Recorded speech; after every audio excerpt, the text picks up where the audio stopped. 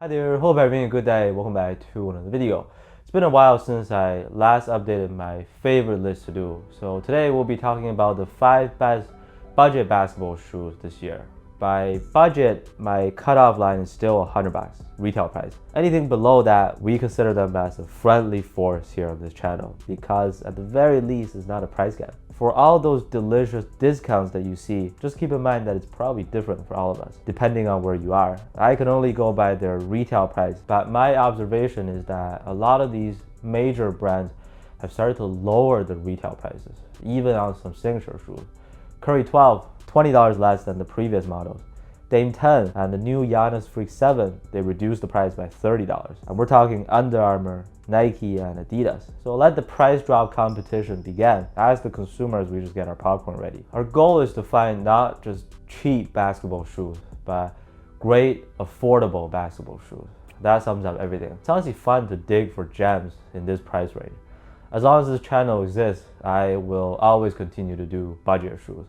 If that sounds like a vibe to you, you gotta click the like button on this video. These 5 will be ranked in order, with number 1 being the best budget-friendly performer released this year. And here we go. For a quick honorable mention, I still want to bring up these 2 from Puma, Dagger and Court Pro. Court Pro takes a slight edge here because I got the triple black colorway with the nubuck upper. The material quality, step-in comfort, and smooth transition from front to back are quite impressive. Dagger, if any of you remember, is their Court Rider series.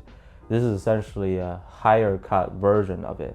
The traction performance on them are about average. No slipping, not super grippy either. These 2 retail for about 70 to 80 bucks. I bought mine for 40 to 50 bucks. Didn't make the top 5 because they're more so just affordable shoes that you can totally hoop in. Nothing unique or special about them. Both are mid-tops using a standard plain midsole. Surprisingly easy to use. That's all I could say. Okay, starting off at number 5, I have the Adidas Subzone. I almost wanted to make it a tie and throw in their other budget model called the Initiation. These 2 have very similar prices, 70 and 80 bucks. You can most likely find them on sale for even cheaper. Subzone, I've seen it at the outlet going for less than 20 bucks after the additional discount. I can't even get full at McDonald's with 20 bucks nowadays. It's durable, quite tanky for outdoor use, has decent traction, but cushion is definitely on the stiffer side. Initiation, other than the fact that it looks like Adidas themselves made a fake AE1 or knockoff AE1 low, there's not that much of a selling point or incentive to buy. Cushion, for example, there is no cushion based on my experience. I thought I'd mention it mostly because it's easier to break in compared to the Subzone. The upper is also not as hard if that's what you prefer. Subzone feels bouncier. A lot of times you might be buying these budget shoes for outdoor use, and I can personally confirm that the Adidas Subzone is solid for both indoors and outdoors. Durable rubber also. This is an extremely affordable and underrated shoe. Doesn't look too bad either. No. Coming in at number 4, I have the budget Lukas, and this is the Jordan Lukas 77. Could have been higher on this list. Maybe it's because I love the Luka 4 so much that it overshadowed this model. Anyways, his budget shoe has great traction, picks up dust, but it's fairly easy to wipe off. Not so squeaky. However, performance is consistent and trustworthy. Cushion and comfort will not be able to compare against the main model. This won't be as cozy, but lockdown is actually better. Yeah, so the biggest highlight on these, in my opinion, is how stable and secure the shoe feels. That also means that it's tighter and a little bit narrower on feet. So sizing is different from the Luka 4. I go half size down in the Luka 4 and true to size in these. My true size is a very snug fit, so you can also size up. Please keep that in mind. For a budget model, you get a 4-foot zoom unit. Better than nothing, I guess. When the shoe came out, it was $100. Nike recently added $5 to most of their prices, so it still counts. That $5 is just rage bait.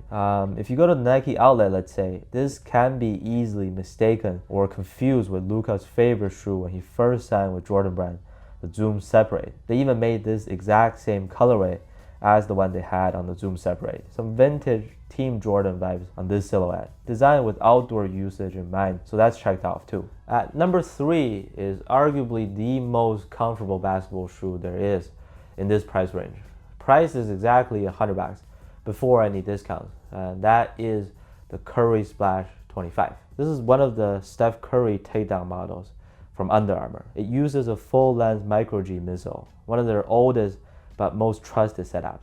For a budget hoop shoe, this has more than decent cushion and impact protection. You also get an incredibly smooth ride. Nice traction, and putting the cherry on top, this is a very rifle-friendly shoe. It's got a wide base in general. Spacious in the midfoot, nice and roomy in the toe box too. Curries used to run narrow more often than not. This is the opposite. Material is also breathable and flexible. I didn't find any particular area to be hurting my feet or pinching, because you know how a lot of other budget shoes can feel really cheap and flimsy. That is simply not the case with the Curry Splash 25. 24 and 25 are very similar. So whichever one you can find for a great price or whichever colorway you like, I say just go for it. At roughly the same price, I have it one spot higher than the Luka 77. The differentiating factor is comfort and smoothness, in case you're wondering. Moving on to my second place, don't forget that Damian Lillard's new signature shoe, the Dame 10, is also technically a budget shoe. Adidas dropped the price from $120 to $90, as Dame himself requested, to make it more affordable for everybody. I applaud the move, but we gotta look at how it actually does on the court. The biggest change from the Dame 9 is that the upper became a lot softer and the shoe got much lighter overall. While it's still heavier than the Subzone, budget Lukas, and budget Currys, those three were pretty lightweight. I was expecting a relatively hard outer shell, and Adidas typically makes heavy basketball shoes. The Dame 10 was surprisingly soft in a good way to me, because my feet felt cozy moving around in it. Also is the silent but effective type. I was able to get to a hard stop just fine. Light strike midsole, that's about one tier higher than the cushioning setups of the previous three picks. A nice subtle bounce and a good amount of feedback. They are able to hold up well for bigger players too. Taking them off after a long run, I also didn't experience a lot of soreness. So for all those reasons, I think it's a no-brainer that the new Dames rank high on any budget shoe list. Based on the comment section on that video, many of you seem to be really digging the style and design. There you go.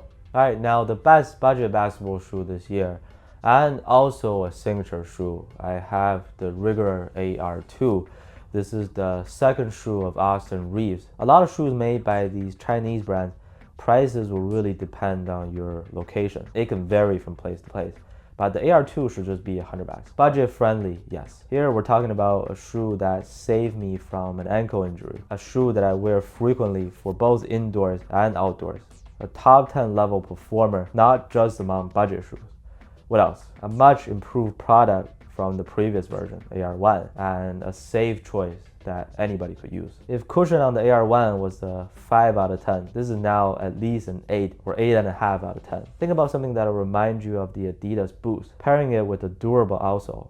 Very grippy on any kind of court, by the way. It's already excellent in two of the most important aspects, traction and cushion. Stability is also really impressive. Material is cheap, but honestly, we'll take it. At this particular price point, getting a signature shoe that comes as a complete package is pretty tasty. Once again, the AR2 traction is just so good from my experience. Durability played a factor too. So those are the top 5 budget basketball shoes so far this year. We got some cheap but sturdy Adidas stuff, including their own fake AE1s, budget Lukas, budget Currys, actual Dames, actual Austin Reeves. Also, my top 2 from last year should still be available. GT Cut Academy and Giannis Immortality 4. We can definitely add those to the mix, especially if you can find a pair on sale in the Nike outlet or clearance store. As always, while we're on the topic, please feel free to share your favorite shoes to play in at this price range below $100. Let's hear your own picks. Give us more recommendations in the comments. Also, what are some of the most delicious deals that you found recently? Thank you so much for watching, and I'll see you on the next one.